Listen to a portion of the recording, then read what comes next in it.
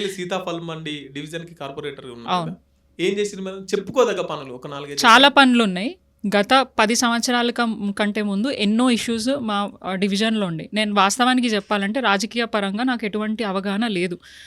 స్టార్టింగ్‌లో 2016లో వచ్చినప్పుడు. ఎప్పుడైతే ప్రచారం చేసే క్రమంలో ప్రతి ఇంటికి వెళ్ళినప్పుడల్లా వాళ్ళు వాళ్ళ ఇష్యూస్ చెప్పడం జరిగింది. అయితే సివిక్ ఎమ్యూనిటీస్ వాళ్ళకి కావాల్సిన రోడ్లు, సివరేజ్ సిస్టమ్స్ కానివ్వండి, కమ్యూనిటీ హాల్సే కానివ్వండి, పెన్షన్స్, వెల్ఫేర్ స్కీమ్స్‌లలో కానివ్వండి, అట్లాంటివి ఎన్నో మా దృష్టికి తీసుకొస్తే మాకు మా ఎమ్మెల్యే గారు ఉన్నారు. అంటే వారు మినిస్టర్‌గా ఉండే.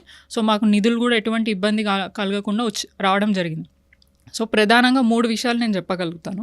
నా డివిజన్‌లో ఒకే చోట ఒక చిన్న మినీ హబ్ లాగా ఒక గతంలో ఎన్నో సంవత్సరాల కింద ఆల్మోస్ట్ ఒక 20 ఇయర్స్ నుంచి అది ప్లేస్ అనేది పాడుబడిపోయింది. అంటే ఇల్లీగల్ యాక్టివిటీస్, చెత్త చెదారం, అంటే ఇష్టం వచ్చినట్టు అక్కడికొచ్చి చీకటి ఉండడంతో అంతా పిచ్చి పిచ్చి అంటే అక్కడంతా సరౌండింగ్స్ అంతా బాగుండకపోతే మేము వచ్చిన తర్వాత 2016లో జిహెచ్ఎంసీ ఎలక్షన్స్ అయిన తర్వాత ఎమ్మెల్యే గారు మేము దృష్టి పెట్టి ఆ ఏరియాని మేము క్లీన్ చేయించి అక్కడ ఒక మల్టీపర్పస్ ఫంక్షన్ హాల్ కట్టడం జరిగింది. పేద ప్రజలు ఏదైతే నామినల్ అమౌంట్ ఉంది, జస్ట్ ఒక 16,500 డీడీ కట్టి వాళ్ళ ఫంక్షన్స్ అక్కడ చేసుకోవచ్చు. ఒక 200 to 300 2,000 to 3,000 కెపాసిటీ. ఇప్పుడు మనం ప్రైవేట్ ఫంక్షన్ హాల్స్కి అయితే వెళ్ళినప్పుడు పార్కింగ్ ఫెసిలిటీసే కానివ్వండి, కొంచెం అది ఏదో కమ్యూనిటీ హాల్స్, పాత కమ్యూనిటీ హాల్స్ లాగా కాకుండా దాన్ని కొంచెం మోడర్న్గా కన్స్ట్రక్షన్ చేసి ప్రజలకు అందుబాటులో తీసుకురావడం జరిగింది.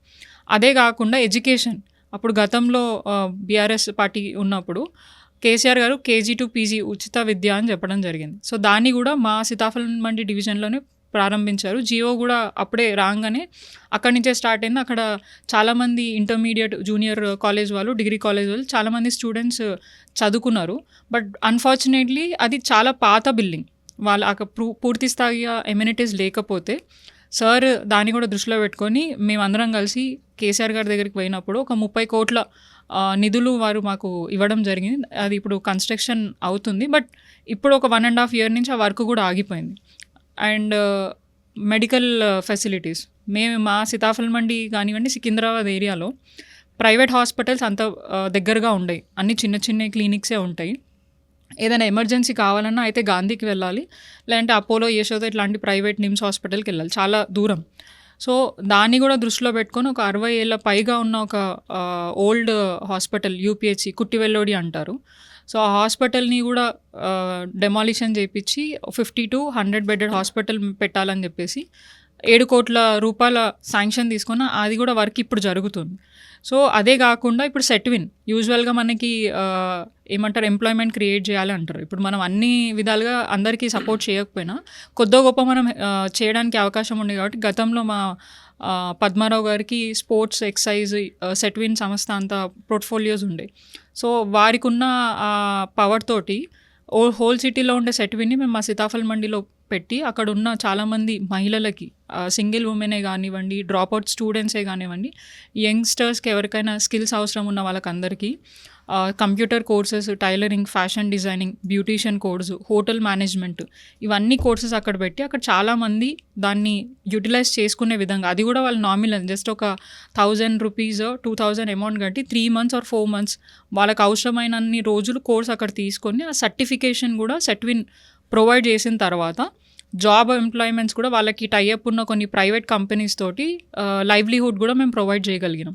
సో, ఇవే కాకుండా సివిక్ ఎమ్యూనిటీస్ మేము చెప్పినట్టు అవసరమైన ఎక్కడెక్కడ బస్తీలలో, ఎందుకంటే మా ఏరియా ఎట్లుంటుందంటే ఒక సైడ్ ఉస్మానియా యూనివర్సిటీ జాగాలు, ఇంకో సైడ్ రైల్వే జాగాలు, ఆ మధ్యలో ఉన్న ఏరియా అంతా కూడా చాలా కంజెస్టెడ్ ఉంటుంది. మాకు ఇక్కడ కూడా పెద్దగా కమర్షియల్ స్పేసెస్, ఓపెన్ ల్యాండ్స్ అట్లాంటివి ఏమీ లేవు. ఉన్న ఎగ్జిస్టింగ్ ప్లేస్లోనే రెసిడెన్షియల్స్ ఉన్నాయి, చిన్న చిన్న కమర్షియల్ స్పేసెస్ ఉన్నాయి. ఆ పాత ఏవైతే గవర్నమెంట్ ల్యాండ్స్ ఉన్నాయో వాటిని మేము డెవలప్మెంట్ చేయగలిగినాం. ఉన్న ఎగ్జిస్టింగ్ కమ్యూనిటీ హాల్స్, పార్క్స్ అట్లా చేసి ప్రజలకి ఇబ్బంది కాకుండా చేయడానికైతే మేము పూర్తి స్థాయిగా అయితే కష్టపడ్డాం. అందుకే ఫస్ట్ టైం కాకుండా సెకండ్ టైం కూడా మమ్మల్ని అక్కడ ఆదరించడం జరిగింది. ప్రజలు పని చేస్తున్నాం కాబట్టి, ప్రజలలో ఉన్నాం కాబట్టి వారికి, అంటే ఏ ప్రజలకైనా ఒక్కటండి, డెవలప్మెంట్ కంటే ఒక లీడర్ ఫస్ట్ వాళ్ళకి మా సమస్యలు వినడానికి ఎవరైనా ఉన్నారా లేదా అనేది చూస్తారు ఫస్ట్ ఓపికతో. ఆ ఓపిక నాకు ఆ ప్రజలు సపోర్ట్ చేశారు కాబట్టి చేయగలిగిన అండ్ సక్సెస్ఫుల్గా 10 years కంప్లీట్ చేసుకుంటున్నాయి.